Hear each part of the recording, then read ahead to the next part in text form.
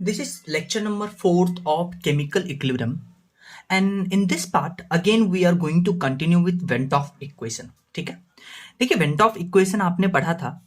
एक तो आपने बेसिकली डिफरेंट फॉर्म्स पढ़े थे Ventoff equation को, ln k minus delta H upon R T, एक ये फॉर्म डिफरेंशियल फॉर्म, और एक logarithmic form log k2 upon k1। ये कब यूज करेंगे? जब आपको दो टेम्परेचर पे दो इक्विलिब्रियम कांस्टेंट दिया हो और डेल्टा एच है एंथैल्पी, राइट। और एक हमने इसका ऐसे फॉर्म भरा था लॉग को खोल करके। अब आप यहां ध्यान से देखिए, ये जो फॉर्मूला है इसमें देखिए कि ये जो वैल्यू है, ये value T2 minus T1 upon T1 into T2। T1 क्या है? हाँ, हमेशा जो स्मॉल टेम्परेचर है उसको हम T1 लेके चलेंगे और जो इससे बड़ा टेम्परेचर है उसको T2 लेके चलेंगे। अगर टेम्परेचर का वैल्यू पहले वाले के कंपेरिजन में ज्यादा है, यानी T2 is greater than T1, T1 small temperature, T2 bigger temperature, तो इस पूरे टर्म का जो रिजल्ट आएगा वो पॉजिटिव आएगा। ठीक है, अब हम क्या करते हैं, अगर आपको इक्विलिब्रियम कांस्टेंट पे टेम्परेचर का इफेक्ट चेक करना है तो हम क्या करते हैं, ये चेक करते हैं कि जो गिवन रिएक्शन आपके पास है वो एंडोथर्मिक है या एक्सोथर्मिक है। तो बेसिकली आप टेम्परेचर के इक्विलिब्रियम पे इफेक्ट देख रहे हैं, तो के इक्विलिब्रियम पे टेम्परेचर का इफेक्ट इस बात पे डिपेंड करेगा कि रिएक्शन एंडोथर्मिक है या एक्सोथर्मिक है। अब इसका क्या मतलब है, ध्यान से सुनिए। आपके पास रिएक्शन दो तरीके का हो सकता है, या तो एंडोथर्मिक रिएक्शन या एक्सोथर्मिक रिएक्शन। आपको पता है एंडोथर्मिक रिएक्शन के लिए जो डेल्टा एच है वो पॉजिटिव होता है, यानी हीट इज रिक्वायर्ड, और एक्सोथर्मिक में हीट रिलीज होता है इसलिए डेल्टा एच निगेटिव। ठीक है, अच्छा, एंडोथर्मिक रिएक्शन में डेल्टा एच पॉजिटिव होता है, यानी कि कहने का मतलब ये जो रिएक्शन, ये जो आपने इक्वेशन लिखा है इसमें डेल्टा एच पॉजिटिव कब होगा? जब log k2 का वैल्यू log k1 से ज्यादा आएगा। ठीक है, यानी log k2 minus log k1 का वैल्यू पॉजिटिव आएगा, इसका log k2 is greater than log k1, यानी कि k2 should be greater than k1। यानी कि यहां से क्या कंक्लूजन निकलता है ये सुनिए। एंडोथर्मिक रिएक्शन में जिसमें डेल्टा एच पॉजिटिव होता है उसमें आप टेम्परेचर बढ़ाते हैं तो के इक्विलिब्रियम का वैल्यू बढ़ेगा। ठीक है, क्या बोला मैंने? देखिए, ये पूरा जो इक्वेशन है इसमें आपको डेल्टा पॉजिटिव चाहिए। एंडोथर्मिक इक्वेशन में, एंडोथर्मिक रिएक्शन में डेल्टा एच पॉजिटिव चाहिए, और डेल्टा एच पॉजिटिव चाहिए तो ये वैल्यू पॉजिटिव होना ही पड़ेगा। ये वैल्यू पॉजिटिव कब होगा? जब टेम्परेचर का वैल्यू बढ़ेगा, और अगर टेम्परेचर का वैल्यू बढ़ेगा, डेल्टा एच पॉजिटिव ले रहे हैं, तो ऑब्वियसली जो सेकेंड इक्विलिब्रियम कांस्टेंट है वो पहले के कंपैरिजन में ज्यादा होगा। तो आप डायरेक्ट याद रखिएगा कि एंडोथर्मिक रिएक्शन में जब आप टेम्परेचर बढ़ाते हैं तो के इक्विलिब्रियम का वैल्यू जो होता है वो बढ़ता है। किसमें? एंडोथर्मिक रिएक्शन में। तो हम बोल सकते हैं इन एंडोथर्मिक रिएक्शन के equilibrium is directly proportional to temperature. लेकिन एक्सोथर्मिक रिएक्शन में सिंस डेल्टा एच निगेटिव होता है तो आप टेम्परेचर बढ़ाइएगा तो के इक्विलिब्रियम डिक्रीज करेगा। तो आप डायरेक्ट याद रखिएगा कि एक्सोथर्मिक रिएक्शन में कि जो के इक्विलिब्रियम होता है it is inversely proportional to temperature. जैसे आप इस क्वेश्चन को देखिए, इसमें बोला है predict the sign of delta H of reaction according to ये जो कंडीशन आपके पास गिवन है। यानी आप देखिए, पहले टेम्परेचर 400 केल्विन था, अब 300 केल्विन हो गया, और के इक्विलिब्रियम देखिए इंक्रीज किया है, यानी टेम्परेचर घटाने से के इक्विलिब्रियम बढ़ रहा है। तो मैंने आपको बताया था कि एक्सोथर्मिक रिएक्शन में जो के इक्विलिब्रियम होता है it is inversely proportional to temperature. अगर आप टेम्परेचर घटाइएगा तो के इक्विलिब्रियम बढ़ेगा। तो अगर ये रिएक्शन एक्सोथर्मिक का प्रोसेस का गिवन है तो एक्सोथर्मिक में डेल्टा एच निगेटिव आता है, तो ये याद रखिएगा। ठीक है, अब हम बात करते हैं कैलकुलेशन ऑफ केपी एंड केसी। एक रिएक्शन को देख करके हम केपी और केसी कैसे कैलकुलेट करते हैं ये सुनिए। इसमें क्या है केस की initial amount of reactant are given in the question. तो अगर आपको कोई रिएक्शन है A plus B gives C plus D, और आपको इनिशियल अमाउंट गिवन है सारा रिएक्टेंट का, और आपको केपी और केसी निकालना है, तो इसके लिए सबसे पहले हम सीखते हैं डिग्री ऑफ डिसोसिएशन। सो हम बात करने जा रहे हैं डिग्री ऑफ डिसोसिएशन, जिसको अल्फा से रिप्रेजेंट करते हैं। ठीक है, इसको समझने के लिए, डेफिनेशन को समझने के लिए आप एक एग्जांपल में देखिए। मान लीजिए आपके पास इनिशियली 5 मोल रिएक्टेंट का था, और 5 मोल में से इक्विलिब्रियम पे 2 मोल इससे डिसोसिएट कर गया। तो 1 मोल के रेस्पेक्ट में कितना डिसोसिएट किया? 2/5। 5 मोल दो तो 1 के 2/5।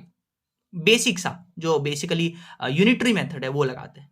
तो ये जो 1 मोल के रेस्पेक्ट में जो डिसोसिएशन हुआ है उसी को हम अल्फा बुलाते हैं। तो अल्फा क्या होता है? It represents the dissociated mole with respect to 1 mole reactant. तो यहां से अल्फा आ गया 2/5 इतना।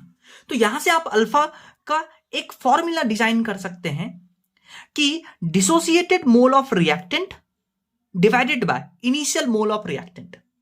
देखिए डिसोसिएटेड मोल कितना था? 2। इनिशियल मोल कितना था? 5। तो उसी का तो डिवीजन आपको अल्फा देता है। तो अल्फा का ये फॉर्मूला याद रखिएगा कि अल्फा क्या होता है? Dissociated mole of reactant divided by initial mole of reactant. जैसे इसको समझने के लिए एग्जांपल देखिए। मान लीजिए आपके पास एक रिएक्शन है P+2Q गिव्स 3R+4S, सारा गैस है।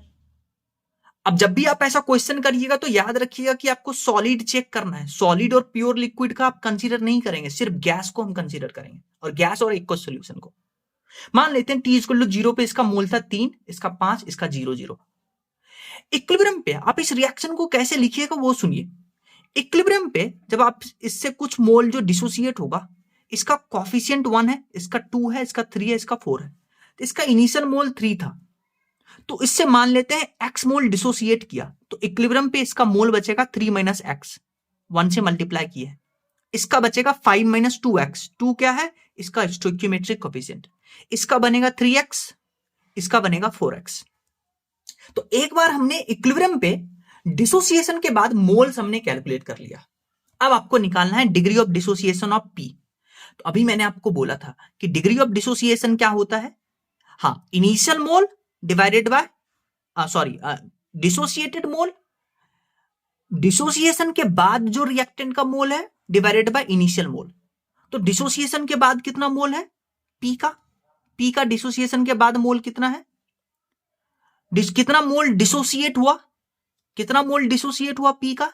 x, और इनिशियल कितना था? 3। तो यहां से अल्फा आ जाएगा x/3। तो अल्फा क्या होता है? डिसोसिएटेड मोल्स, कितना मोल डिसोसिएट हुआ, कितना हुआ? x डिवाइडेड बाय इनिशियल मोल कितना था? 3। सिमिलरली आप Q का भी अल्फा निकाल सकते हैं। तो Q का अल्फा कैसे निकालिएगा? डिसोसिएटेड मोल, कितना मोल डिसोसिएट हुआ? 2x अपॉन इनिशियल मोल कितना था? 5। तो ये आपको ऐसे क्वेश्चन को प्रोसीड करना है। अब उस कॉन्सेप्ट को और डिटेल में समझने के लिए आप इस क्वेश्चन को देखिए। इस क्वेश्चन में बोला है in a closed vessel initially 2 mole A and 3 mole B are taken, यानी कि A, आपको ये एक रिएक्शन गिवन है A+2B गिव्स C, और इसमें आपको A का इनिशियल मोल गिवन है 2 मोल और B का इनिशियल मोल गिवन है 3 मोल। ठीक है, आपको बोला है at equilibrium moles of A and C are equal, यानी कि इक्विलिब्रियम पे आपको बोला है कि A और C का मोल इक्वल है। तो आपसे पूछा है degree of dissociation of alpha बताइए A और B का, और total mole of at equilibrium बताइए। अब आप देखिए इस रिएक्शन को कैसे, इस क्वेश्चन को कैसे प्रोसीड करिएगा वो सुनिए। A+2B गिव्स C, तो T=0 पे इसका 2 मोल था, इसका 3 मोल, इसका 0। अब आप देखिए इक्विलिब्रियम पे A का कुछ मोल डिसोसिएट होगा, कितना डिसोसिएट होगा? मान लेते हैं x। अब ये x डायरेक्ट नहीं लिखेंगे, ये x लिखेंगे कि कितना इसका स्टोइकियोमेट्रिक कोएफिशिएंट है। तो पहले 2 था, डिसोसिएट हुआ 2 - x इनटू स्टोइकियोमेट्रिक कोएफिशिएंट। इसका था 3 मोल, इससे डिसोसिएट हुआ x इनटू इसका स्टोइकियोमेट्रिक कोएफिशिएंट। तो आप डायरेक्ट ऐसे याद रखिएगा कि इसका पहले इनिशियल था 2, इससे डिसोसिएट हुआ x, इसका था 3, इससे डिसोसिएट होगा 2x, हम स्टोइकियोमेट्रिक कोएफिशिएंट से मल्टीप्लाई करेंगे और इसका बनेगा x। एक बार जब आप इक्विलिब्रियम कंडीशन पे मोल लिख लेते हैं, ठीक है, मोल लिख लेते हैं, तब आप देखिए क्वेश्चन में आपको कंडीशन गिवन है इक्विलिब्रियम पे moles of A = moles of C। तो मोल्स ऑफ A इक्विलिब्रियम पे इतना आया और मोल्स ऑफ C इतना आया, तो 2x - x = x। तो आपके पास x आ गया 1 मोल। अब आप इक्विलिब्रियम पे सारा का मोल निकाल सकते हैं, तो आपके पास टोटल मोल आ गया 3 मोल, तो B का आंसर मिल गया। अब आप निकालिए alpha of A and B। तो A को देखिए, अल्फा क्या होता है? डिसोसिएटेड मोल, डिसोसिएटेड मोल कितना था? x अपॉन टोटल मोल कितना था? 2, और x का वैल्यू 1 है, तो अल्फा आपके पास आ जाएगा हाफ या 50%। और आप B की बात करिए, अल्फा ऑफ B क्या करिएगा? डिसोसिएटेड मोल, बी का कितना मोल डिसोसिएट हुआ 2x अपॉन इनिशियल कितना था 3 और x का वैल्यू 1 यानी 2/3 यानी कि 66%। सिमिलरली इस क्वेश्चन को देखिए, इसमें आपको एक इक्वेशन गिवन है 2SO2 plus O2 gives 2SO3। ये रिएक्शन आपको नहीं भी गिवन है क्वेश्चन में, आपको लिखना आना चाहिए। आपको बोला कि इन क्लोज्ड वेसल SO2 का इनिशियल मोल आपको गिवन है 1.6, O2 का गिवन है 0.8 और आपको बोला है कि इक्विलिब्रियम पे जो SO2 का डिग्री ऑफ डिसोसिएशन है वो है 50%। तो आपसे पूछा है टोटल मोल्स बताइए इक्विलिब्रियम पे और mole fraction of SO3 at equilibrium बताइए। अगेन देखिए कैसे क्वेश्चन को सॉल्व करेंगे। इनिशियल मोल आपका इतना गिवन था, इक्विलिब्रियम पे बात करिए, इक्विलिब्रियम पे 1.6 में से कुछ जाएगा, कितना जाएगा वो हम स्टोइकियोमेट्रिक कोएफिशिएंट से डिसाइड करेंगे। तो 1.6 में से 2x गया, 0.8 में से x गया क्योंकि इसका स्टोइकियोमेट्रिक कोएफिशिएंट 1 और इसका 2x बना क्योंकि इसका स्टोइकियोमेट्रिक कोएफिशिएंट 2। एक बार जब आप इक्विलिब्रियम पे मोल लिख लिए, अब आप फर्दर क्वेश्चन में देखिए आपको क्या कंडीशन गिवन है। आपको बोला है इक्विलिब्रियम पे अल्फा होता है, अल्फा दिया है 50% ऑफ SO2। अल्फा क्या होता है? अल्फा होता है डिसोसिएटेड मोल अपॉन इनिशियल मोल। तो SO2 को चेक करिए, SO2 का कितना डिसोसिएटेड मोल है 2x, इनिशियल मोल कितना था 1.6 और यही तो 50% के बराबर है 50/100। तो यहां से x आ जाएगा 0.4 मोल, x आ गया, सब में वैल्यू पुट करेगा, आपके पास टोटल मोल आ गया। और फिर मोल फ्रैक्शन ऑफ SO3 निकालना है तो वो होता है moles of SO3 upon total moles. Total moles आया है, मोल्स ऑफ SO3 आपके पास गिवन है एट इक्विलिब्रियम पे, आंसर आएगा। नेक्स्ट कॉन्सेप्ट देखिए, नेक्स्ट क्वेश्चन देखिए, ये क्वेश्चन हमें एक कॉन्सेप्ट भी सिखाएगा। कॉन्सेप्ट क्या है? लास्ट क्लास में हमने पढ़ा था KP और KX में relation, KP equal to KX total pressure in to the power delta n g. ये क्या है? Equilibrium constant in terms of pressure is equal to equilibrium constant in terms of mole fraction total pressure to the power delta n g. इसको कैसे use करेंगे उसको सीखिए। मान लीजिए आपके पास क्वेश्चन में रिएक्शन गिवन है PCl5 goes to PCl3 Cl2। Initial इसका मोल है 10, इसका 0 और आपको बोला कि इक्विलिब्रियम पे टोटल प्रेशर है 9 atm और इक्विलिब्रियम पे अल्फा आपको गिवन है 50% ऑफ PCl5। तो आपसे क्या पूछा है? आपसे पूछा है कि KP बताइए इस रिएक्शन का। क्वेश्चन समझ में आया? अब आप देखिए, पहले तो आप वही सिंपल सा फंडा लगाइए, T इक्वल टू 0 पे इसका 10 मोल था तो इक्विलिब्रियम पे 10 में से कुछ डिसोसिएट होगा, स्टोइकियोमेट्रिक कोएफिशिएंट 1, तो 10 माइनस x, इसका x और इसका x। ठीक है, अब आप सुनिए, इक्विलिब्रियम पे आपको अल्फा PCl5 का गिवन है 50%। अल्फा क्या होता है? डिसोसिएटेड मोल। तो PCl5 का कितना मोल डिसोसिएट हुआ? x अपॉन इनिशियल मोल कितना था 10 और यही तो 50% मतलब 50/100 के बराबर है।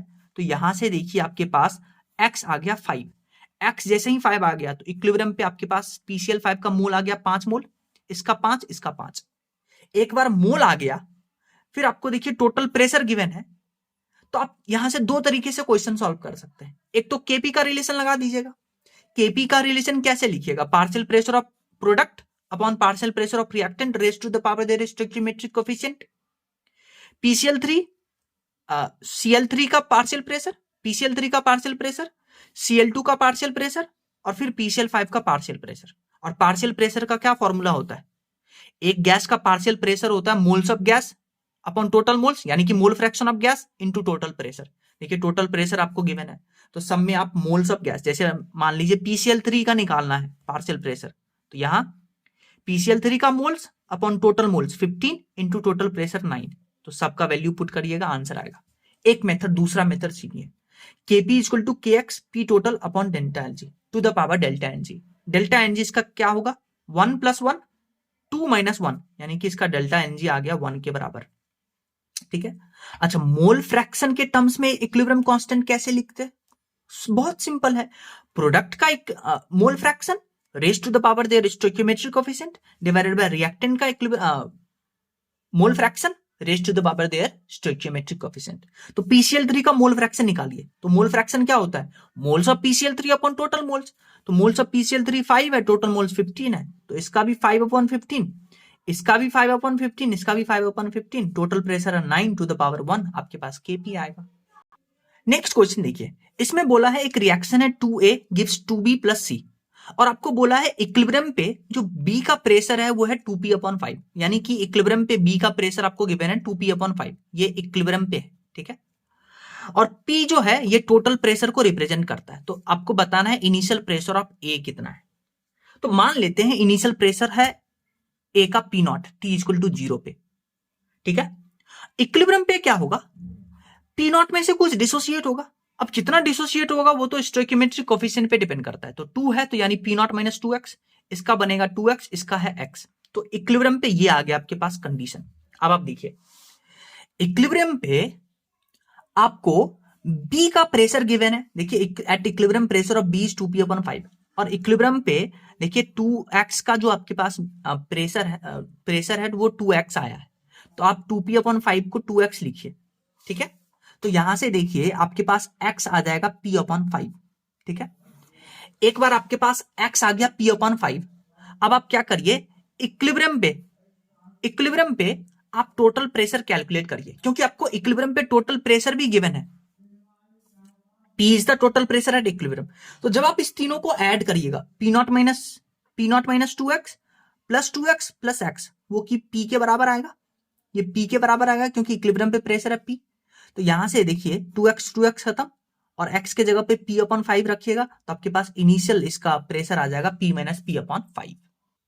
नेक्स्ट क्वेश्चन देखिए, इसमें बोला है कि एक क्लोज्ड वेसल है, इसका initial pressure of PCl5 is 4 atm और total pressure at equilibrium is 6 atm, find Kp for its dissociation, ठीक है। आपको बोला है PCl5 जब डिसोसिएट करेगा PCl3 और Cl2 में, तो इनिशियल आपको प्रेशर गिवन है 4 atm आपको बताना है, और इक्विलिब्रियम पे देखिए इक्विलिब्रियम पे आपको टोटल प्रेशर गिवन है 6 atm के बराबर, तो आपको बताना है Kp।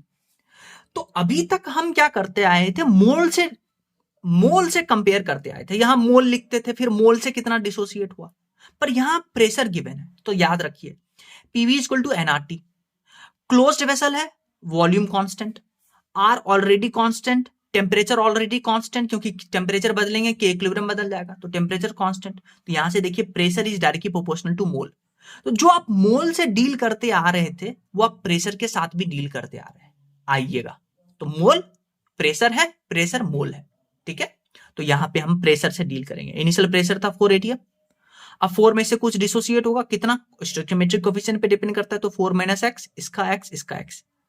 आपको देखिए इक्विलिब्रियम पे टोटल प्रेशर है 6 atm, तो अगर टोटल प्रेशर 6 atm है तो आप क्या करिए, इन तीनों को ऐड करिए, तीनों को ऐड करिएगा, 6 के बराबर करिएगा, x का वैल्यू 2 आएगा, तो सबका प्रेशर आ जाएगा इक्विलिब्रियम पे। फिर Kp निकालना है, तो partial pressure of product divided by partial pressure of reactant, आपके पास आंसर आएगा।